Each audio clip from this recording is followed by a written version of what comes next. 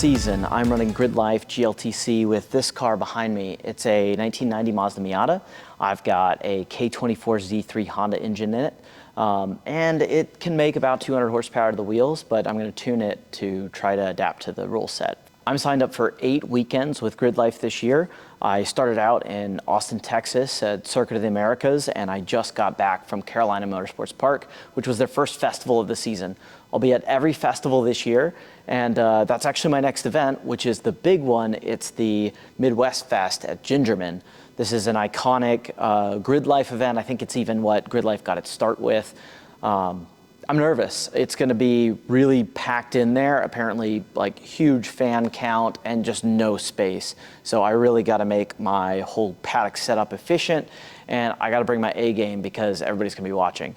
But I am really excited about that and really excited about what's happened already. I got selected at the CMP event to be the focus of a documentary series, at least the first one of the series, by Alex Freeman, who's an incredible videographer that has worked with Grid Life in the past. So really excited to see the output of that. I want to bring you some content on this channel. I want to make sure that I kind of tell the story from my perspective and whatever I can do. If you see my channel scattered with a bunch of videos of just in-car footage from different races, partially that's just there for posterity. I want to be able to look back and see how I've progressed as a driver, maybe review it, pass that video around to people to get feedback. And in fact, if you see those videos and you've got some suggestions on how I can improve my driving, drop a comment. Honestly, I could use the help wherever I can. I'm pretty new to wheel-to-wheel racing. I've done 2 endurance races before, but this is my first year doing Grid Life. These are my first events with sprint format wheel-to-wheel racing. I have a lot to learn. I've done a bunch of track days, and that's taught me how to bring a car to its limit, how to drive it well, and the fundamentals. But when it comes to racing, it's a whole nother animal. So I'm really excited to be in it and learning it, and I know I'm going to progress so much this year. Just forcing myself to show up to these events, dial in this car to be competitive at all is monumental, and it's going to be a crazy season. Let's talk about the car. So it is a 1990 Mazda Miata chassis, NA, pop-ups, but I did delete the pop-ups for aero because race car. It is completely gutted, caged. It's purpose-built, and I went for a blend of technology but focused race car. So that's what you'll see throughout the car. Where I can put in a technical solution, I will. There's not a single fuse in the car. It's all solid state through to PDM. Very cool stuff. I've got an all-glass cockpit like you're in a fighter jet or something with the AIM dash. I've got the Garmin Catalyst, and then I've got my SmartyCam dual camera system. So you'll see all that craziness inside the car, but it's all about being focused and being driver-centric. Realistically, the only issue with Miatas, they have great chassis. It's just really hard to build power. The solution that seemed to make sense that I've seen so many people do, and the swap kit for it is proven, is the K-swap. That's the K motor from Hondas and Acuras. Mine actually came out of a 2012 Acura TSX wagon. It was rear-ended. It looked like a car that was probably maintained at a dealership and just driven to get groceries. Turns out that makes for a great donor engine for a race car.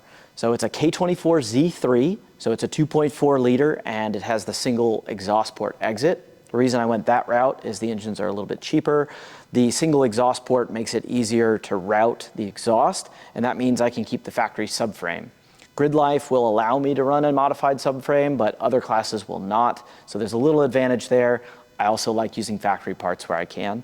The car would be a little limited on power versus the K24A2, which has the 4 typical exhaust header, but I don't need that power in Grid Life classing. So I can keep the car light, keep the power down, and it actually can still be fairly competitive.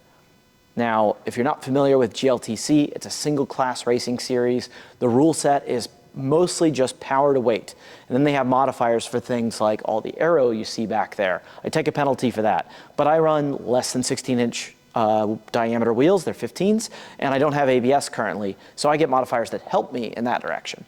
So once that all balances out, you end up with a car that should be comparable to everything else in the field, which is really interesting because I'm up against Honda Civics and Corvettes and BRZs with V8s in them and crazy things like that. And to see us all roaring down the front straight at about the same pace is pretty spectacular.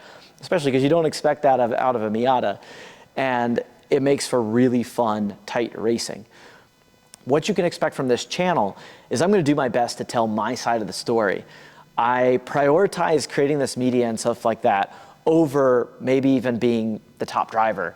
I really want to make sure that I can share the experience and relive it myself, right? So a big part of this channel is just for me. I'm going to be a little selfish, all right? I want to be able to see, how did I start? How did I develop throughout the season? How did I grow with the career? So you're getting to benefit from what I ultimately want, and so I'm going to put all my heart and soul into this. So I'm going to cover as much of this content as I can, try to post things up on this channel, so stay tuned here, and you'll see my perspective from my racing and just going from essentially zero up to hopefully very upper mid-pack competitive in the GLTC series, which is serious stuff. GLTC is not your typical regional club racing. It's at a very high level, and these drivers are super competent. You talk to some of the pro drivers that are running at the pointy end of the field, and they claim that this is harder than maybe something like IMSA, which is wild to me. But what's really exciting is seeing all of you that care to tune in to the live streams that Grid Life puts up. And when I look back at the footage and I see all along the fence line, just people lined up, rushing over to watch the races, I feel like a hero doing this, and it's just a huge part of it. So thank you guys for watching, and thank you guys for supporting Grid Life. It's an amazing series. I'm so thankful to be part of it. And yeah, consume my content and give me feedback, because this is real time. I'm posting this up and I'm learning and I'm growing. So even if you see something in some of my race footage and you've got a suggestion for me, I want to hear it.